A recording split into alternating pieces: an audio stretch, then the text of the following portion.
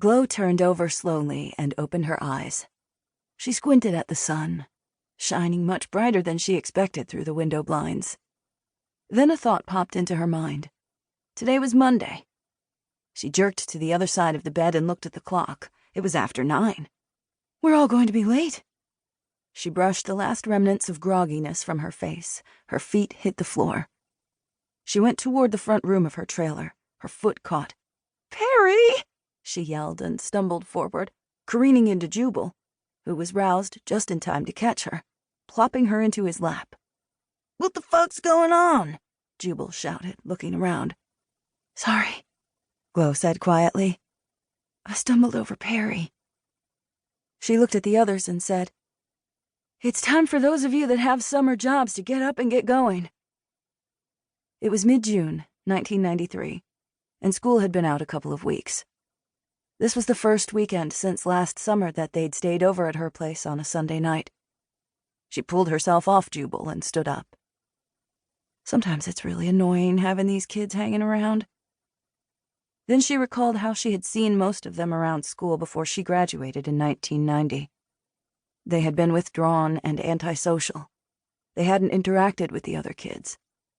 It was the way she had been in high school herself, something she still hadn't completely overcome. But she'd decided to talk to them, and one by one she had succeeded in making friends. It was why they were hanging out here. That thought always brought her back from whatever pissed-off mood she was in. Carol Ann and Paula stared at Glow as if she were speaking a foreign language, but didn't respond. She studied the girls a few moments, her thoughts rifling through the past. Paula had introduced her to Carol Ann and brought her along when she came over to Glow's place.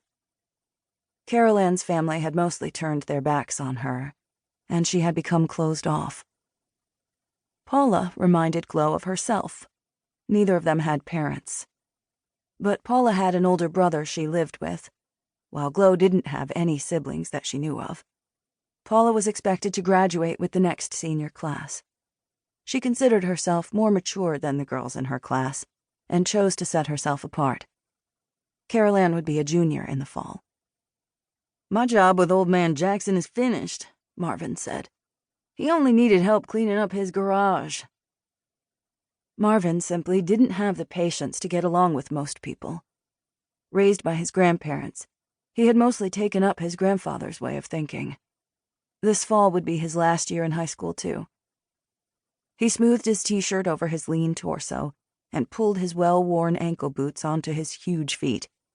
He pulled a wide tooth comb from his back pocket and combed his short do, then got up and went to the kitchen. "What about you two?" she asked, turning to Jubal and Perry. "You all told me you were working." Marvin filled himself a cup of water from the sink. She had met Perry through Jubal, another senior, in the fall of that school year. Perry was picked on a lot at school, basically for being shorter than 5 feet tall and Mexican.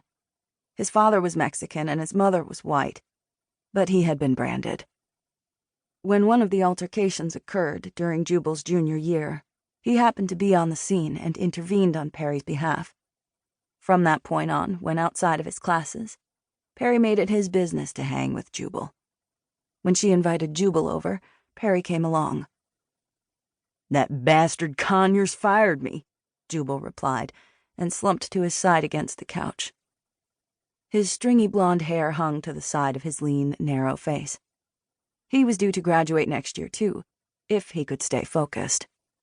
His parents were functioning drunks and hit the booze hard every day after work, too caught up in their own doings to worry about what their son did or where he was. "Because," Glow started, "he caught me smoking weed on a break." She sighed, shaking her head in disgust. "You would think you have enough time for that when you're not working. What about you, Perry? Aren't you helping at the Quick Stop?" "I was. Only as a fill-in, though. But they've stopped calling." His voice was soft and she could hardly hear him. He was extremely introverted.